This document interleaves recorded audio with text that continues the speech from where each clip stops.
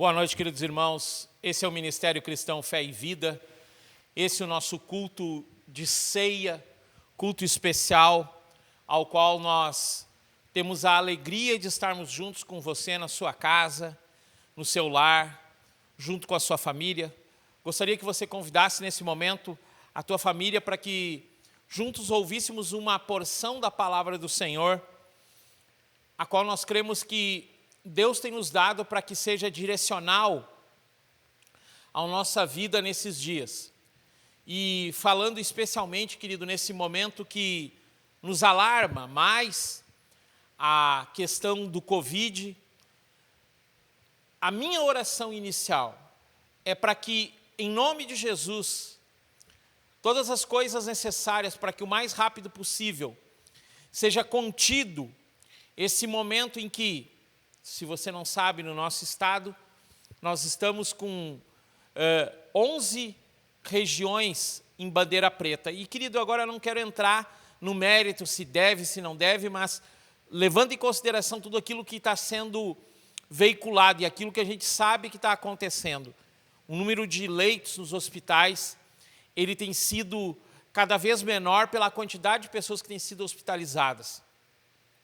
Então, a minha oração, nesse início de culto, para que nós comecemos a falar de algo que vai até um pouco de encontro com tudo isso, querido, que em nome de Jesus, o mover do Espírito Santo esteja sobre nós nesse momento, e que de uma forma especial venha o poder dele sobre o nosso estado, venha de uma forma especial e cure essas pessoas que estão em maior dificuldade e aqueles que estão em um estágio que não é tão agravante, que o Senhor também os cure o mais rápido possível, para que essa vacina venha e possa entrar no nosso estado de uma forma maior, de uma forma mais efetiva, mais eficaz.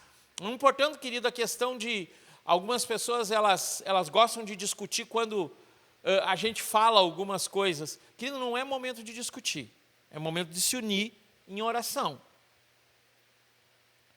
E nós, como igreja, querido, nós cremos que a coisa mais importante é a vida. E por nós crermos que a coisa mais importante é a vida, no sentido de que, é óbvio, em primeiro lugar, Deus Todo-Poderoso, em segundo lugar, as pessoas que estão à nossa volta, o amor ao nosso próximo, querido, para isso nós precisamos ter uma saúde plena. Então, querido, esse primeiro momento, eu quero fazer essa oração e dizer, Senhor, guarda-nos nesse tempo, em nome de Jesus. Como nós temos lido, querido, Jesus, quando ora por nós, no Evangelho de João, capítulo 17, ele diz, Pai, eu não oro para que tu os tire do mundo, mas para que tu os livre do mal. Então, querido, a nossa oração é essa. Já de imediato, querido, quero começar a falar com alegria sobre tudo isso que o Senhor tem colocado no nosso coração nesse tempo. Mesmo na adversidade, o Senhor tem nos plantado uma forma de entender as coisas, querido, que vai nos tirar de todo o sistema que o mundo tem vivido de uma forma cada vez maior. E nos últimos cultos nós temos falado sobre a nossa saúde mental, sobre termos um foco, sobre conseguirmos introduzir dentro do nosso cotidiano, dentro do nosso viver, uma forma melhor para andarmos. E eu falava no primeiro culto, eu dizia no primeiro culto sobre saúde mental, que Cristo Jesus é essa saúde que nós temos necessidade. Quando nós lemos o Evangelho de João, capítulo 17, depois no versículo 15, foi o primeiro que eu citei, no capítulo 17, versículo 16, fala da palavra, que a palavra é a verdade, é ela que nos traz uma transformação. Então, nós como igreja, querido, cremos totalmente que a palavra de Deus é o instrumento para tomarmos posições em relação. E aí vem o outro culto que a gente falou, a questão da diferença entre ansiedade e depressão. Ansiedade, um sentimento, querido, que me impossibilita de ter o controle sobre as coisas que estão à minha volta. Um sistema dentro do meu ser que me causa uma frustração em relação a eu não ter controle, a eu viver de incertezas, estar sempre em dilemas. E aí nós pontuamos isso e entendemos que a ansiedade, ela é inerente ao ser. Jesus, sim, ele fala, não andeis ansiosos por coisa alguma, dando uma compreensão ampla, que ele, como o dono de todas as coisas, ou aquele que pode todas as coisas, aquele que fez o universo, ele tem poder, querido, para que essa ansiedade que está no nosso coração, que ela é normal, ela é muitas vezes algo que nós temos que conviver, nós temos que lutar, mas quando essa ansiedade ela vai além, e ela começa a gerar uma angústia, começa a gerar uma depressão. A depressão é algo diferente. Depressão é uma incapacidade, é uma tristeza profunda que me impede de fazer qualquer coisa que seria do meu cotidiano normal. Aí sim, nesse ponto, querido, nós vemos grandes coisas que o Senhor pode fazer sobre nós.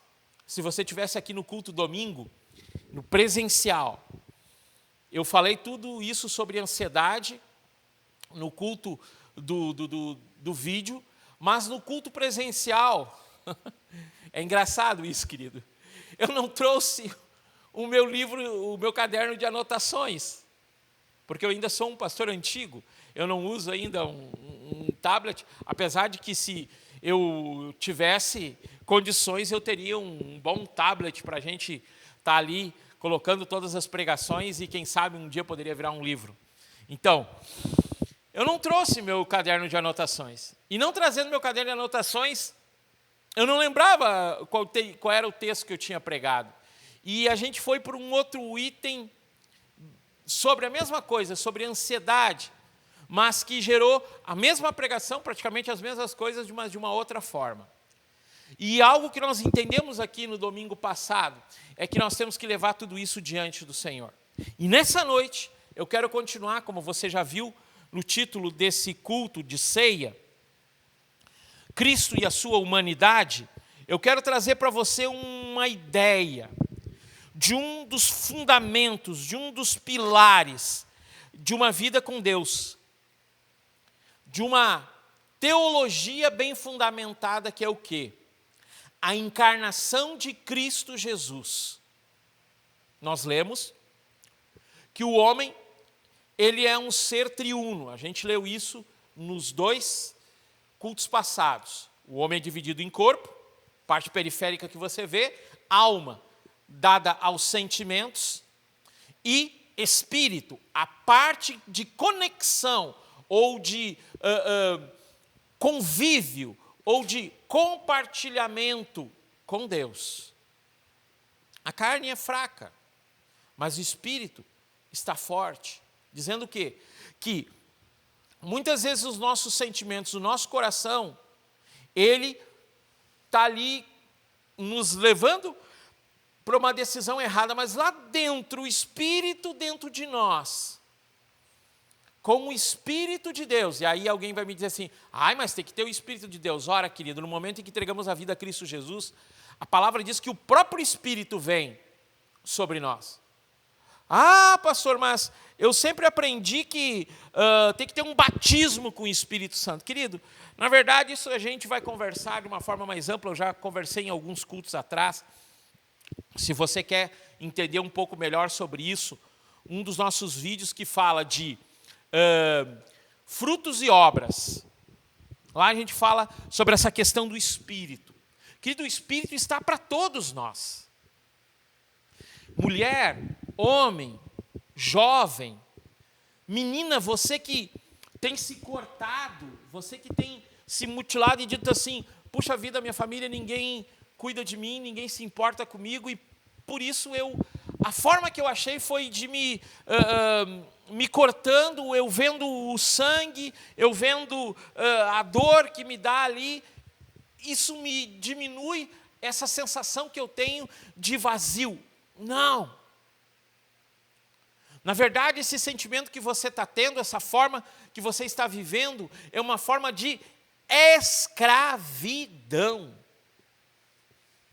Eu entendo, eu compreendo, eu vivi uma situação de depressão. E eu sei que ela é algo que nos coloca em um estado de tristeza que até o fato da gente pegar um copo d'água na geladeira é difícil. E muitas pessoas querem ficar trancadas no quarto. Mas para compreender isso melhor, querido, para compreender que nós não precisamos viver nisso, nós temos que compreender essa particularidade de Cristo Jesus.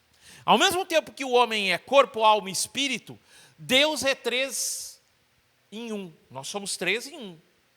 Corpo, alma e espírito dentro de nós. Né? Corpo, parte periférica, alma e espírito. Sentimentos, espírito, o espírito do homem com o espírito de Deus. Então, Deus é 3. Pai, Filho e Espírito. E aí, muitas vezes, nós pensamos como um Deus, uma divindade. Queridos, eu fiz uma pesquisa rápida, porque muitas vezes nós temos aquela mente, e eu acho que isso não foi algo que só eu vivi na minha vida. Acho que não foi só eu que vivi. Cara, será que Deus se importa mesmo comigo? Cara, será que Deus, de fato, Ele é existente? Porque parece que às vezes as coisas elas fogem do controle de um jeito que eu não consigo vivenciar, a coisa é difícil, parece que foge do controle. Outras pessoas dizem, se Deus existisse, por que existe tanta dificuldade? Querido, o Deus Todo-Poderoso, Criador dos céus e da terra, Ele quer ter uma íntima ligação conosco,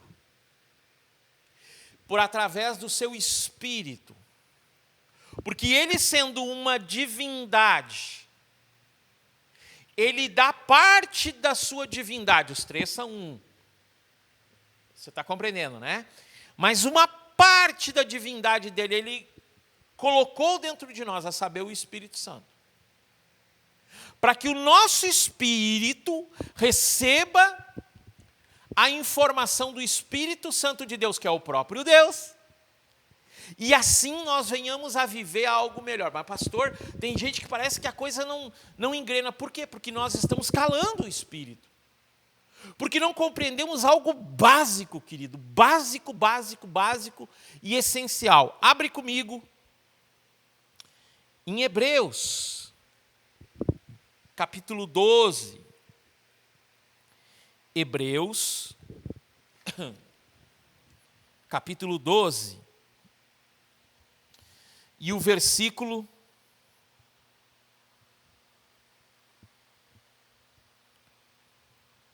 4.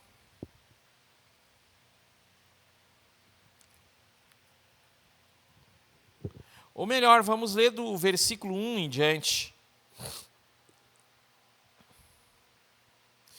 Portanto, visto que nós também estamos rodeados de uma tão grande nuvem de testemunhas, deixemos de lado todo o peso e o pecado que tão perto nos rodeia e corramos com paciência a corrida que está proposta diante de nós. Olhando para Jesus, o autor e consumador da nossa fé. Então, Ele é o autor, Ele que gera e Ele que consuma, é Ele que faz. Em nós, a fé ter poder de Hebreus 11, a fé é a certeza. Ora, sem fé é impossível agradar a Deus. Ora, sem fé é impossível viver. Ora, no meio da ansiedade, o que eu preciso ter é fé. No meio de um momento de depressão terrível sobre mim, a fé acrescentada ao meu coração faz com que eu consiga sair daquela situação. Então a fé é necessária. Mas a fé aqui diz que ela é proposta, ela é, vamos dizer assim, ela é feita, ela é construída pelo próprio Jesus. A fé nele. E ele é o consumador dessa fé, a qual pelo gozo lhe foi proposto, suportou a cruz, desprezando a desonra e está assentado à destra do trono de Deus. Ora, eu sei que Jesus está lá. Considerai, pois, aquele que suportou tais contradições dos pecadores contra si mesmo, a fim de que não fiqueis exaustos e desencorajados nos vossos espíritos. Vós ainda não resistis até o sangue, lutando contra o pecado. E aí, querido, isso nos abre um leque de uma compreensão que às vezes a gente escutou dezenas de vezes na homilia, dezenas de vezes no culto, mas na maioria das vezes nós não colocamos isso como uma verdade absoluta sobre nós. Que é o quê? Nós, como pessoas que nascemos em uma igreja de credo, que vem da reforma, que vem de uma transformação, mas que vem também de uma celebração, nós destacamos sempre o credo. Crê em Deus Pai Todo-Poderoso, Criador dos céus e da terra. Opa, para um pouquinho. Crê em Deus Pai Todo-Poderoso, Criador dos céus e da terra. Então eu creio no Deus Todo-Poderoso. E aí diz, na continuação dessa oração, mas querido, aí para você que é mais evangélico, ou você que é uma pessoa que nunca leu por completo a história da igreja, você pensa que isso é uma oração somente católica. Não, querido. Os irmãos da igreja primitiva, eles se reuniram em um determinado momento, que algumas pessoas estavam falando isso, outros falando aquilo outro, e fizeram um concílio, uma assembleia. E dentro dessa assembleia, eles lançaram o pensamento deles. Até não estava isso no script, mas já que veio para mim falar, vamos falar. E eles ali juntos, eles desenvolveram um pensamento que era para a igreja daquele tempo. Creio em Deus Pai Todo-Poderoso, Criador dos céus e da terra, e em Jesus Cristo, seu único Filho, nosso Senhor, que foi concebido pelo poder do Espírito Santo, nasceu da Virgem Maria, padeceu sobre Pôncio Pilatos, foi crucificado, morto e sepultado, desceu à mansão dos mortos, ressuscitou ao terceiro dia, subiu aos céus, está sentado à direita de Deus Pai Todo-Poderoso, onde há de vir a julgar vivos e mortos. Creio no Espírito Santo, e aqui a diferença. Na igreja cristã, esse foi o primeiro modelo. A igreja católica pegou esse texto como um texto que eles criam e acrescentou. Na igreja cristã, a comunhão dos santos, na remissão dos pecados, na ressurreição da carne e na vida eterna. Então, querido, quando eu estou falando isso, eu estou falando que eu creio, em primeiro lugar, em um Deus Todo-Poderoso, mas creio em um Jesus. E muitas vezes nós fazendo esse pensamento, nós olhamos Cristo Jesus só como um ser divino. E há um erro terrível sobre nós.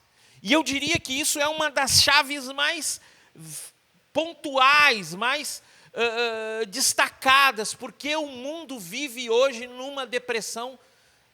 O sentimento de depressão toma conta do mundo cada vez mais. Queridos, crianças. Vamos conversar com as nossas irmãs que são psicólogas e vamos perguntar para elas qual é o maior número de pessoas que vocês hoje têm trabalhado na clínica de vocês.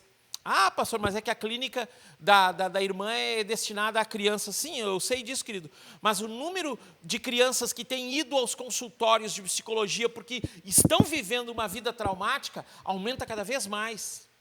Por quê? Porque o mundo, querido, ele entrou num sistema de falta de paternidade, de falta de maternidade. E eu não quero nem entrar, querido, como alguns entram. E tem especificamente um cara que eu estou pensando aqui, que ele quer impor algumas coisas por um jeito rude, por um jeito mal educado até de se falar. Querido, não é nada disso. Eu sou um homem de 51 anos de idade, que já fiz dezenas de coisas, já trabalhei, queridos, em vários lugares. Eu já tive uma posição de trabalho de último nível. E nunca precisei, querido, dirigindo uma equipe de 6, 7, 8 pessoas, até mais às vezes, eu nunca precisei levantar a minha voz para um funcionário. Nunca precisei.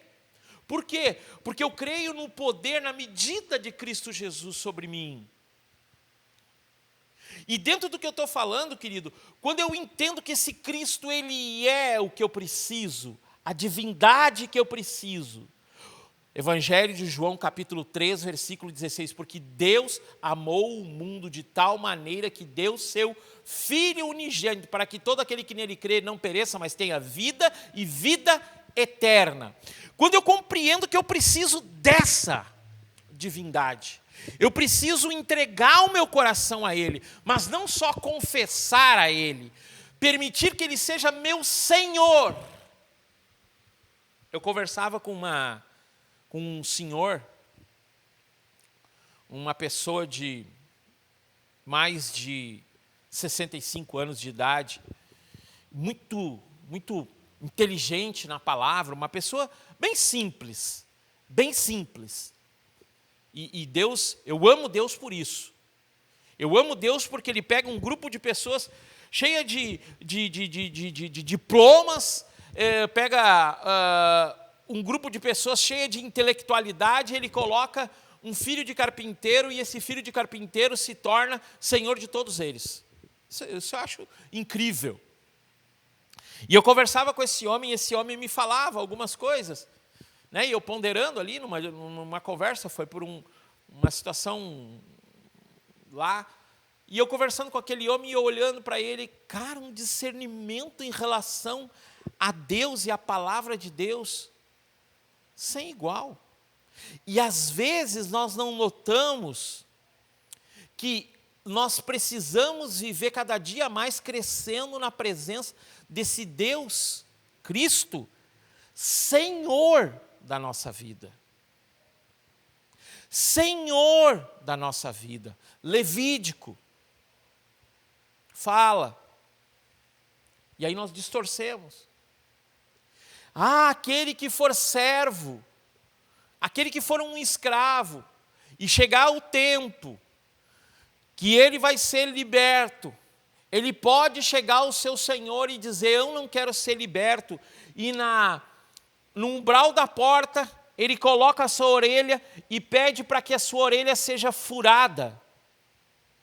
E aquele escravo que teria o direito à liberdade se torna escravo daquele senhor para sempre.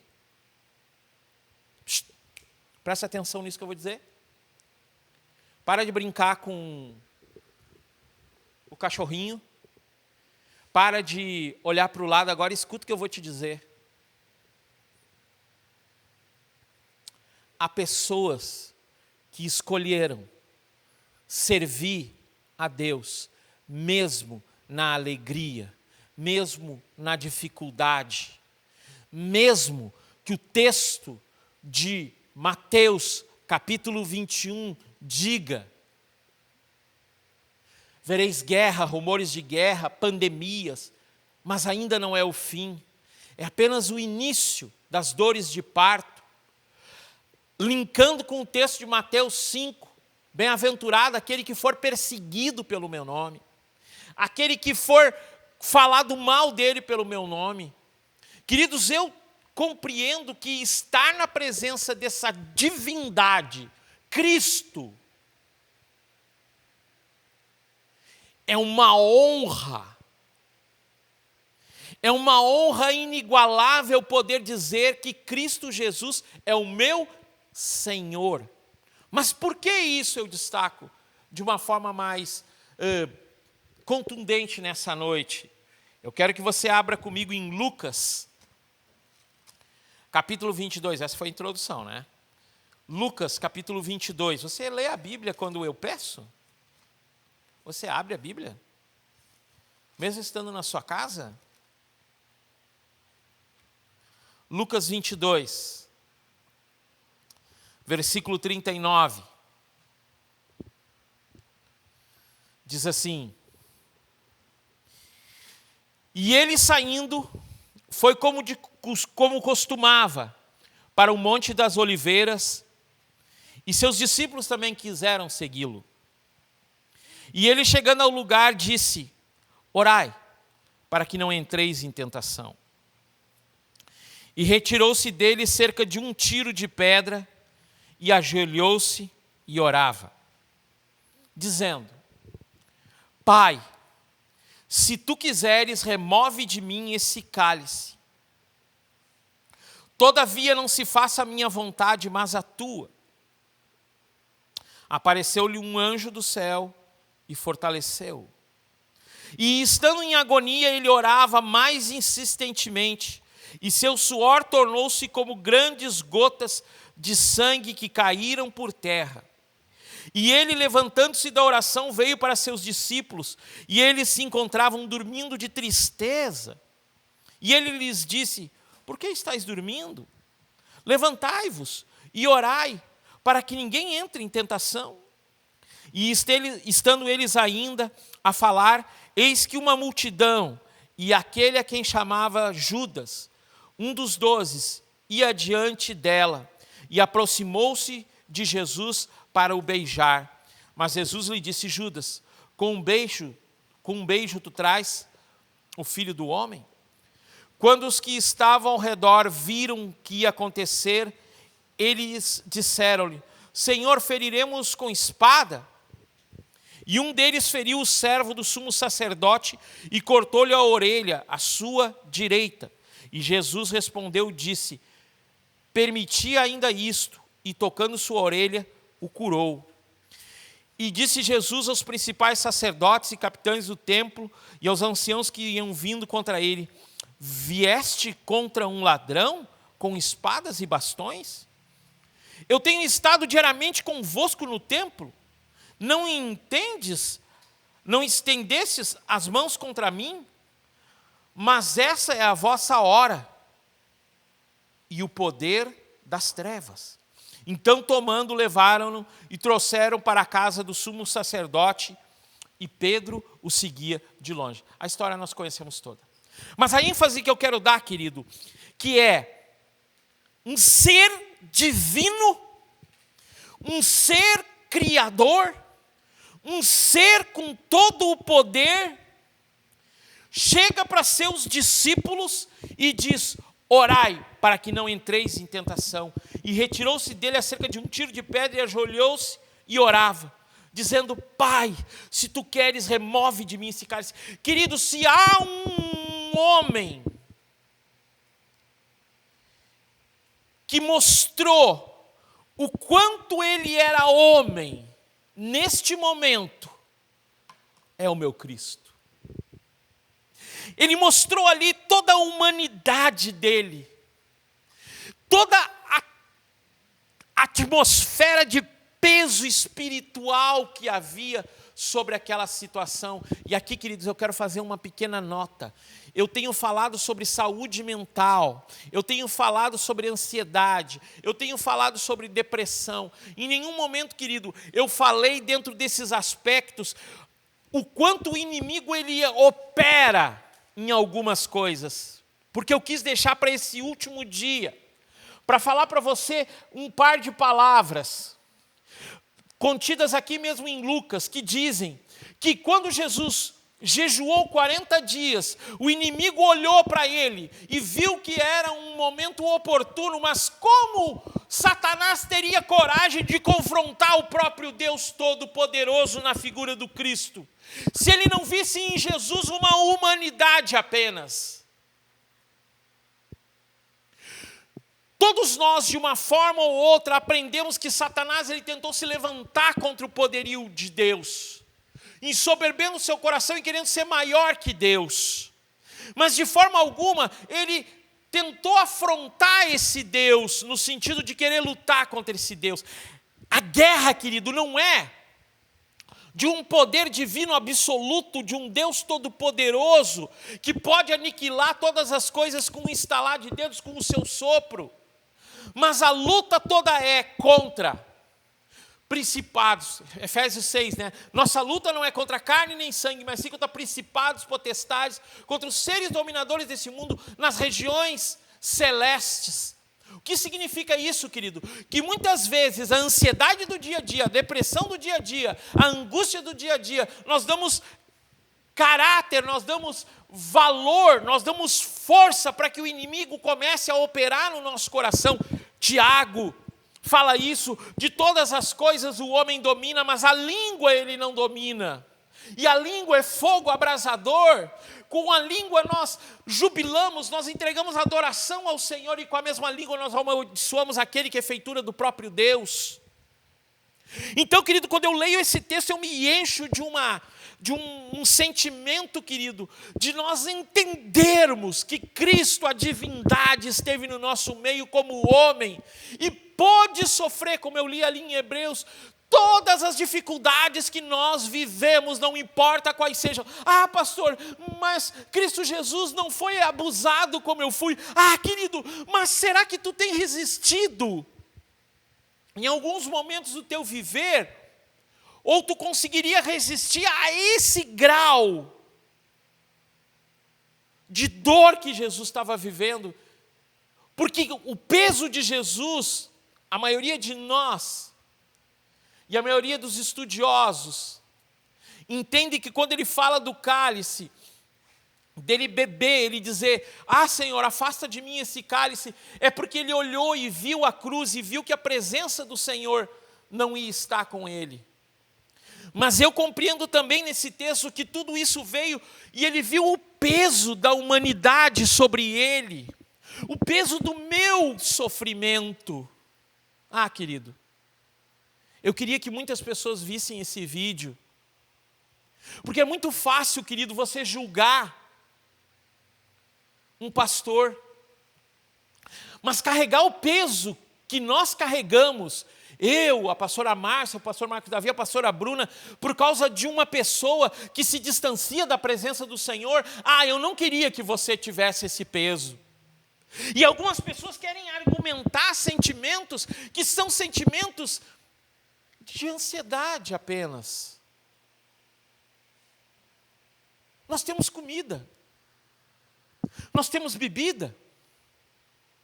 O texto diz, não andei ansiosos, nem comer, nem o beber. E aí a gente fica assim, mas a minha ansiedade é muito maior, é por outras coisas. Mas eu estou te mostrando aqui nessa noite que o meu Cristo, ele derramou gotas de sangue, de ansiedade, de dor por tudo aquilo que viria a acontecer, pelo peso do que ele estava construindo para todos nós podermos ter um livre acesso ao poder que ele tem para nós de nos transformar e nos tornar pessoas que conseguem ir adiante.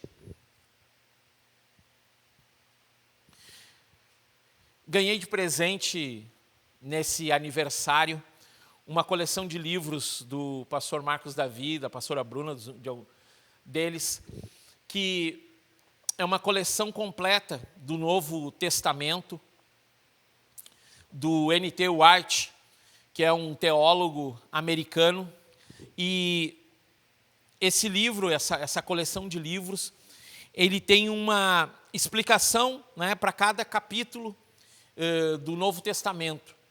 E eu estava lendo exatamente nessa parte aqui que ele está falando, e N.T. Wright, que é um teólogo muito conceituado, um homem muito respeitado, ele fala que esse momento que Jesus derrama gotas de sangue é comprovado cientificamente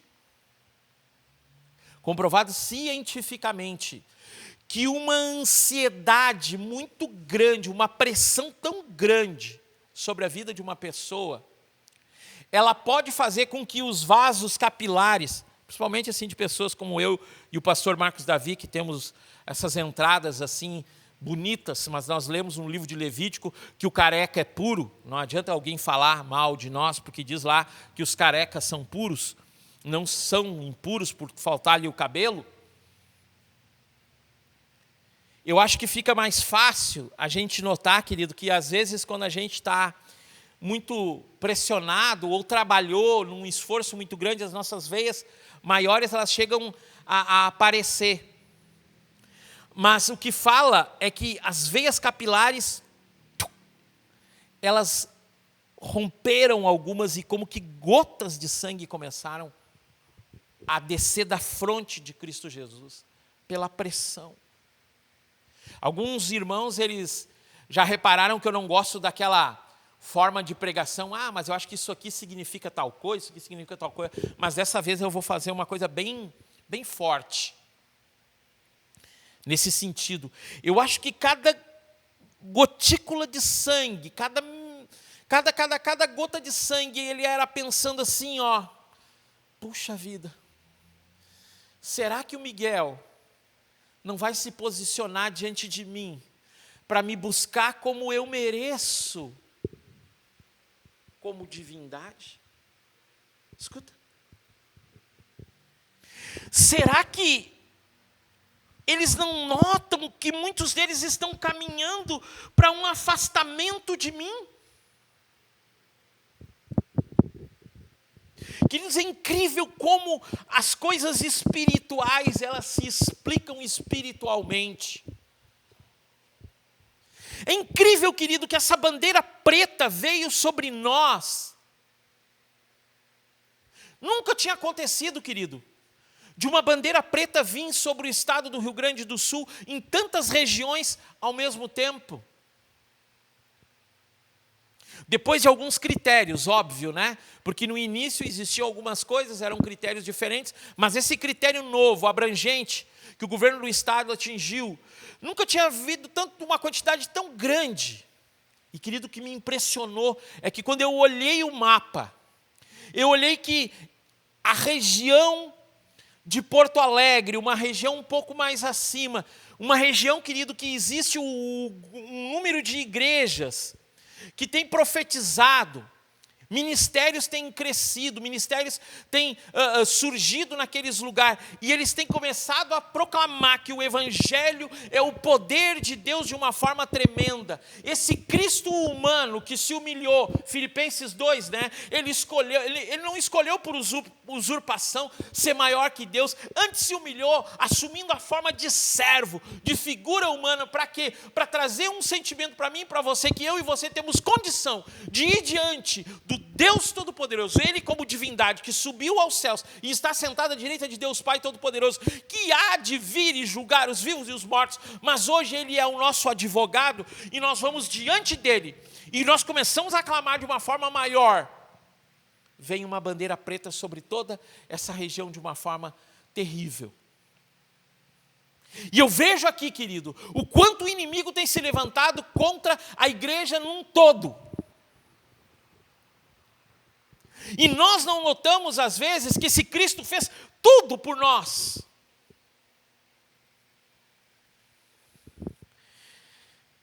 Aqui em Lucas 22, eu consigo ver Cristo Jesus orando sozinho.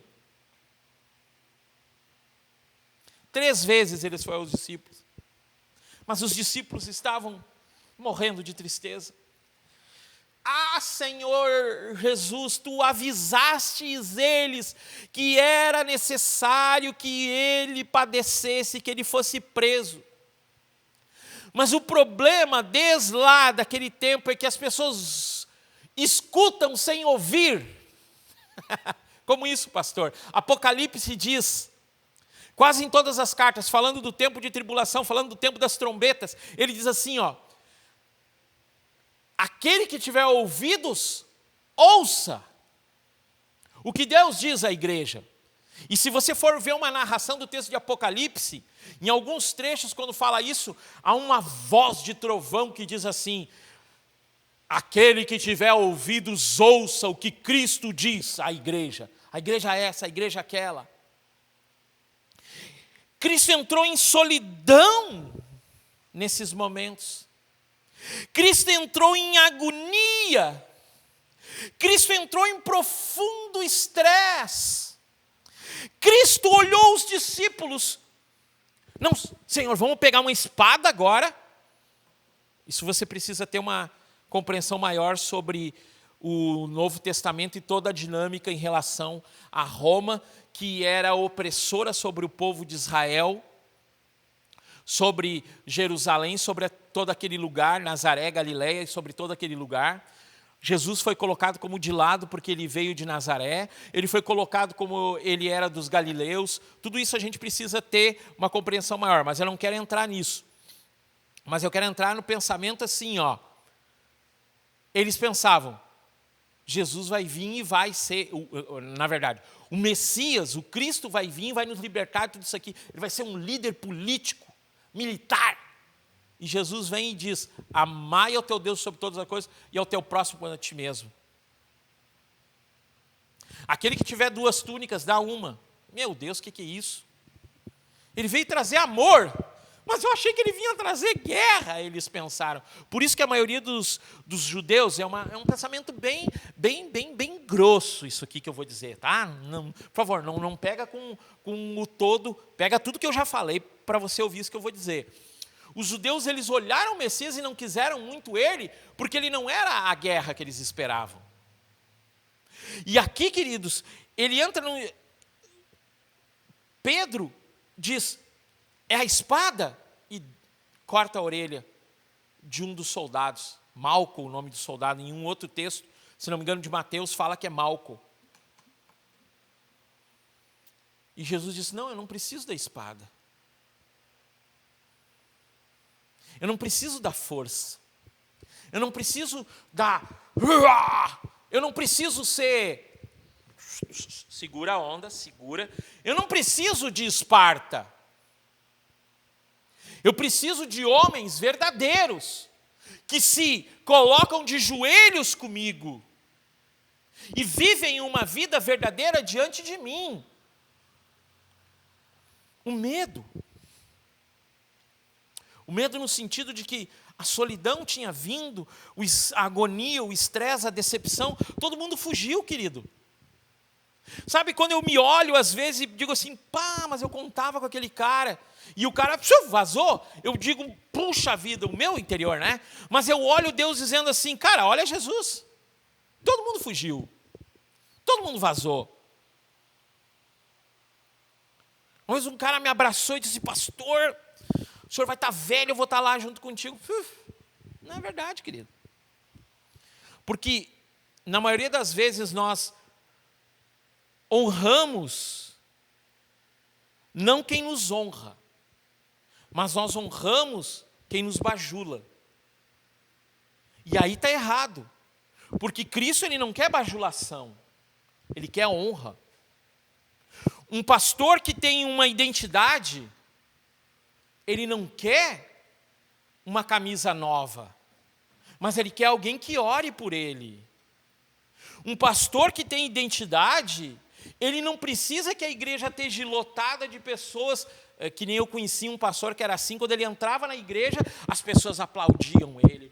Está chegando o anjo da igreja. Dentre todos os pecadores, eu sou o maior.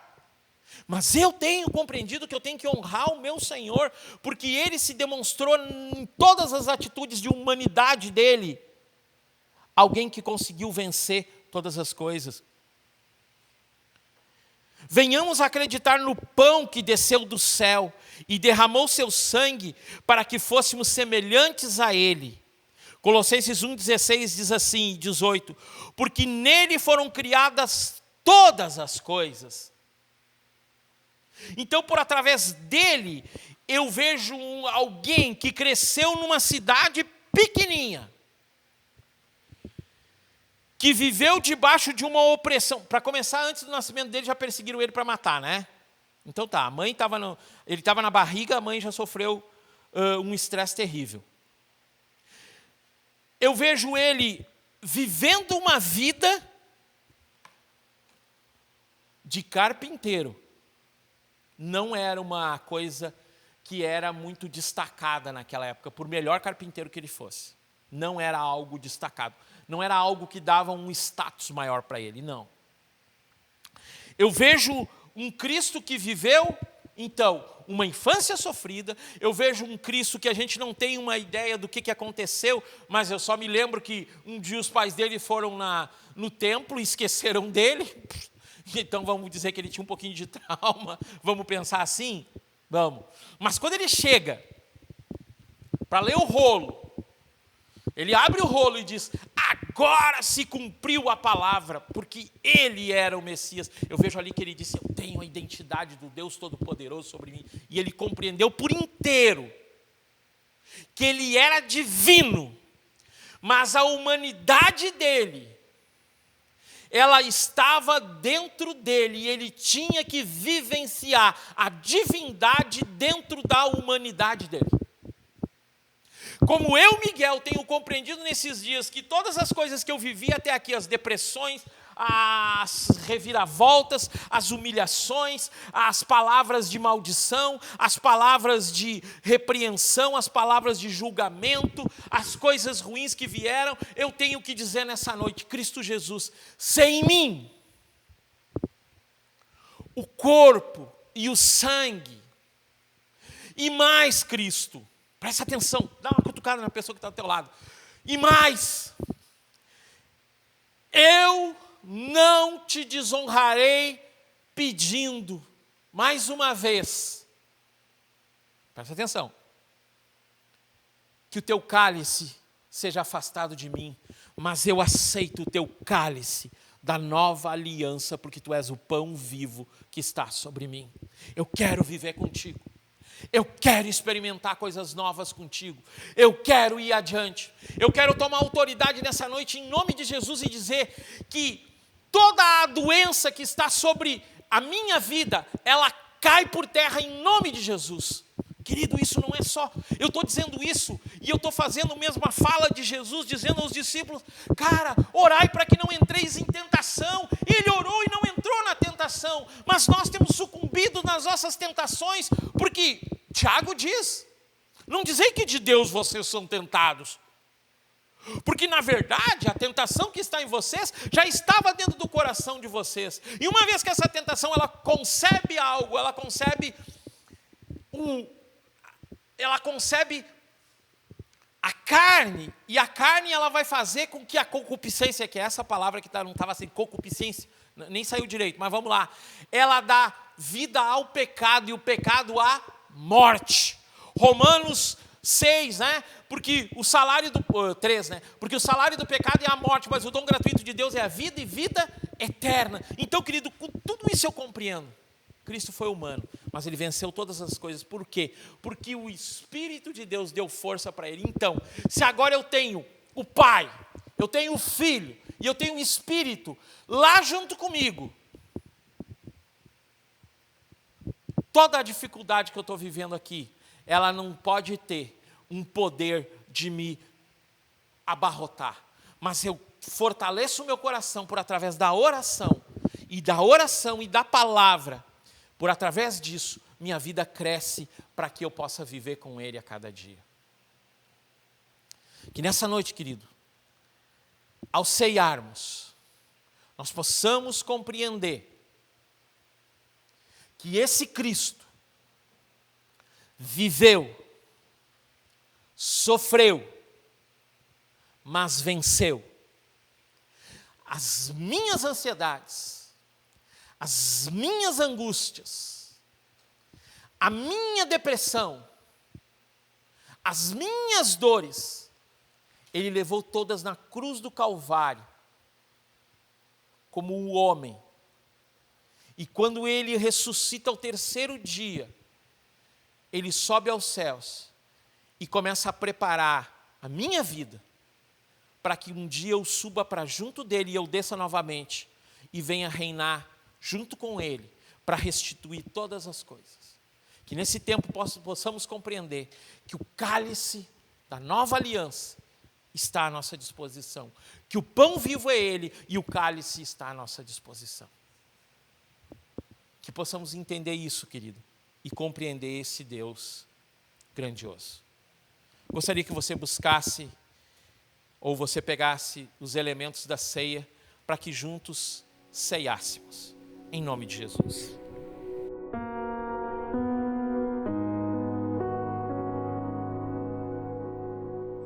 E nesse mesmo capítulo 22, Jesus diz: eu desejei ansiosamente por essa ceia. E quando ele vivencia tudo isso que eu te falei, querido, Antes, ele tinha ensinado o momento de compreender o partir, de compreender o beber, falando sobre todos nós nesse tempo. Que nesse momento que você está junto com a tua família, em primeiro lugar com a tua família, vocês possam ter uma aliança de partir, de viver na verdade do cálice. E ele pegou o pão e disse: este é o meu corpo que é dado por vós. Fazei isso em memória de mim. E ele partiu o pão e entregou aos seus discípulos. Cada um tomou a sua parte e depois dividiu essa parte com outros. Que nessa noite você possa pensar isso, querido. Que você é uma parte a ser dividida com outras pessoas, para que elas recebam o amor de Deus sobre elas. Pai, eu abençoo cada um que está ceando nessa noite conosco. Cada um que repartiu o pão, cada um que colocou no seu coração a disposição de viver contigo para sempre. Tu és o nosso modelo, tu és o nosso padrão, tu és a cópia a ser atingida, tu és Cristo. Divindade que veio como homem, mas me ensinou que eu posso vencer as minhas limitações pela tua divindade, pelo teu Espírito Santo. Que você possa dividir com um, com dois, com quantos estiverem na tua casa. Se você está sozinho, esse é o momento de comer do pão.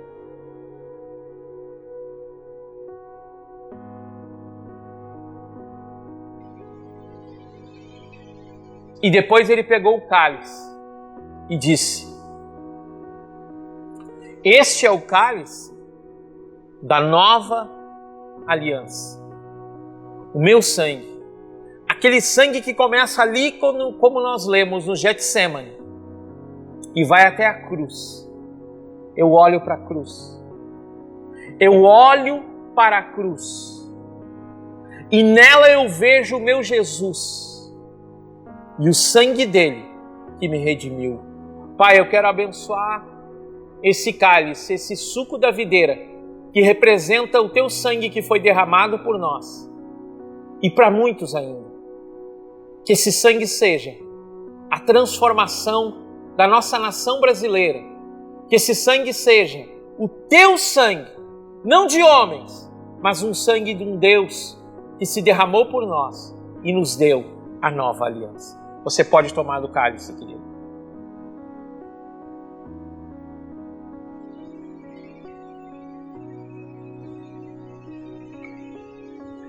A cada semana, querido, nós temos entendido de uma forma cada vez maior que precisamos estar unidos em fé. O povo de Santa Rosa, o povo de Porto Xavier, Entre Juiz, Santo Ângelo.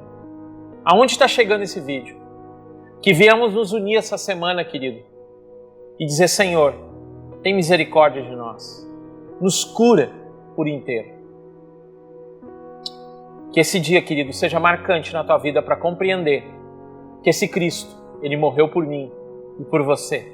E Ele quer nos dar uma vida que vale a pena ser vivida. Quero deixar um último aviso, querido, importante. Toda manhã nós estamos com a nossa leitura anual da Bíblia. Estamos trabalhando, nessa semana vai ser colocado o último vídeo sobre as alianças de Deus. Vamos falar sobre nova aliança. Eu acredito que até quinta-feira já está esse vídeo no ar. Também, querido, importante você estar trazendo seu dízimo, sua oferta, sua primícia. Está trazendo, querido, seu alimento para a cesta do amor. Está conosco na medida do possível, principalmente nessa questão das restrições que estamos vivendo, mas que a graça do Senhor faça diferença na tua vida essa semana e que o amor dele toque o teu coração. Que Deus te abençoe e te guarde e te leve em paz, sempre e sempre. Em nome de Jesus. Amém, amém e amém.